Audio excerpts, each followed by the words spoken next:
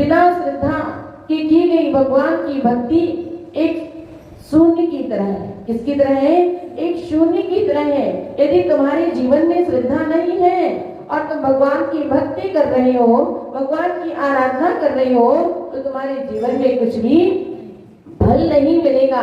जैसे कहते हैं कि शून्य की कोई कीमत नहीं होती है। यदि शून्य के आगे आपने एक अंक लगा दिया, फिर आप कितने भी शून्य बढ़ाते जाइए, उतनी उसकी कीमत बढ़ती जाती है।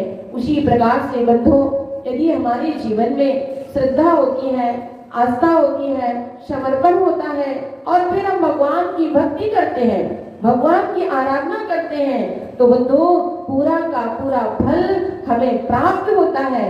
और यदि व्यक्ति के मन में ये आ जाए, अरे हमने इतनी भक्ति की, इतना विधान किया, इतना पूजा की, इतनी जाप किया, हमें क्या फल मिला? क्या फल मिला? अरे बहुत कुछ मिलेगा। आचार्य श्री हमेशा बोलते थे, आपका जो तीव्र पाप कर्म का उदय है वो आज वर्तमान में आप भोग रहे हैं, और तीव्र पाप कर्म के उदय में भगवान की भक्ति भी कार्यकारी तत्काल फल नहीं देती है। पर इसका मतलब वो खाली जाती है? नहीं जाती है।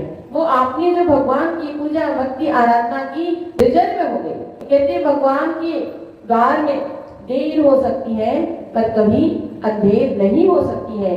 इसलिए आप जब भी भगवान की भक्ति करें, भगवान की आराधना करें, श्रद्धा के साथ रखें, धैर्य रखें कि भाई आपके जीवन में यदि कोई कष्ट आया है, कोई परेशानी आई है, कोई अशुभ कर्म आया है, उसके निवारण के लिए ही यह पूजा भक्ति आराधना आदि जैसे अनुष्ठान किए जाते हैं। इसलिए आप सच्चे मन से भगवान की भक्ति करते जाइए और एक ना एक दिन उस भक्ति का अवश्य फल मिलेगा।